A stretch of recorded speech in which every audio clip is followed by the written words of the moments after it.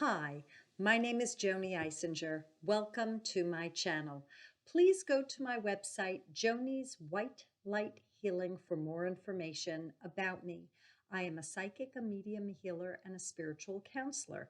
If you're interested in having a session with me, I do in-person sessions if folks are local to North Central New Jersey, and I also do remote sessions via Skype, Facebook video, FaceTime, and phone. They are equally effective modalities to in-person.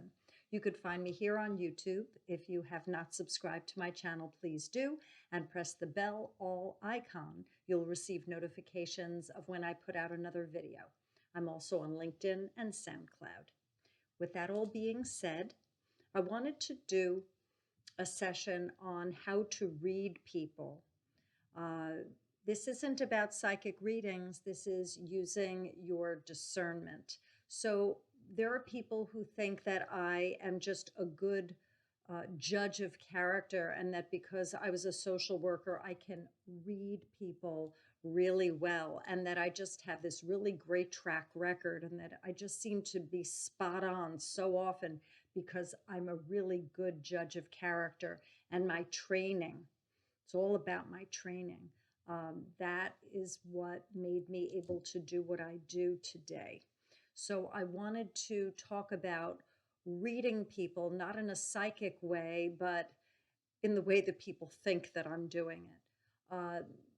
In the third dimensional view of reading someone, that's when you are having an interaction with a person, whether it's in person or remote, and that you are making an assessment about the integrity of the person, the honesty of the person, even how you feel about how it's going, how the interaction is going, how you feel about the person as well.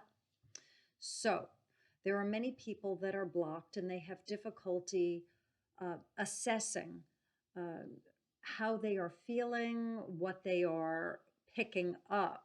And I believe a lot of that is about doubt.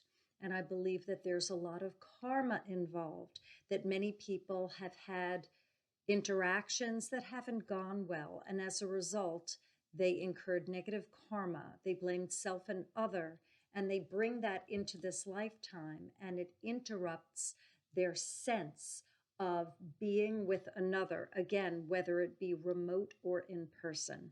So what I'd like to do is I'd like to start this off by doing a forgiveness work clearing of karma where things didn't go well in other lifetimes in terms of interactions with others, whether it's a singleton or whether it's a group or an institution. So you're more than welcome to participate in this if you have concerns. Across time and space, forwards and backwards across all generations, where any negative karma was incurred regarding difficulty discerning one's integrity, their transparency, going inside and getting a feel for how a situation is going or how one feels about another or an institution. Any blocks that would lead you here to have difficulty reading another. And we ball them all up and you say inside, I forgive myself. Next step, forgive everyone and everything. Ask for everyone and everything's forgiveness. Please, all of you, forgive me because I had unforgiveness towards you. And thank God for these life lessons. I believe God isn't separate from. I believe we're all part of that oneness. Now sip water between now and when you go to sleep if you participated in this forgiveness work. It'll help flush negative energies through the physical body. Now I want to say a little bit more regarding reading another. Many people second guess what they are sensing, what they're gleaning during an interaction or afterwards. And that's a very, very common thing. How human of you to second guess. Well, I'm not sure. Did they really? I'm not so sure. Maybe they did. Maybe they didn't, and so on and so forth. you've heard it before. You've heard it in terms of multiple choice tests, standardized tests. Go with your first guess. What your first hit is usually is what's right on point. This is your higher self and your guides giving you that information. That's where your knowing is. So if you second guess your knowing, you're bullying yourself, you're tripping over self. That is an issue to work on. If you practice going with your first gut feeling and then it comes to be what your gut feeling told you, then you're going to start having that track record and you'll not be second guessing yourself as much because that first right on hit feels so good when it comes to be that your your read was right.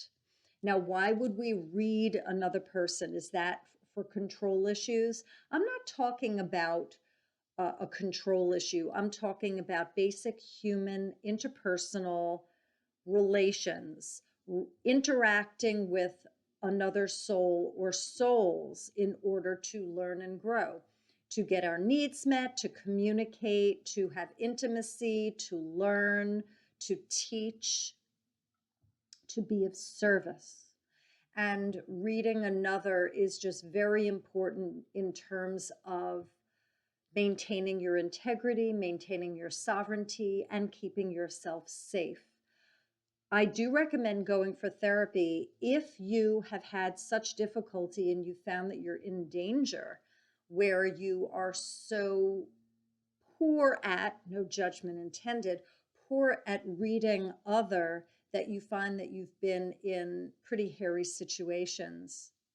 I used to be a therapist. I love therapy. I think it's a fantastic modality for working on issues, present day issues, and ones that haunt us as far back as we can remember. So I'm going to go in and see whether Spirit has anything more to say regarding reading another. I'm going to put my Joanie aside and see what comes through.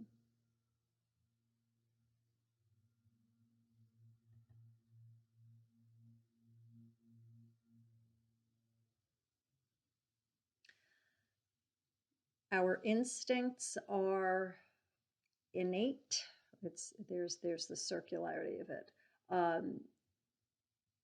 Reading another is instinctual, and that you will conclude what you conclude. And if another questions you and says that your read is wrong, you have the right to first refusal. You can disagree. Your read is your read, and another has their own read, their own truth. So if your take or read on another comes to be where another doesn't believe that your summation has any validity, you get to choose whether you remain true to yourself, whether you consider that maybe your read was skewed, incorrect, but you might be challenged along the way by others that question your truth. Reading another and then be questioned about it, challenged about it, invalidated is a very common drama among souls. And once you find that you are honing that skill of reading other, you might be tested by others to see whether you feel strongly enough about your conclusion.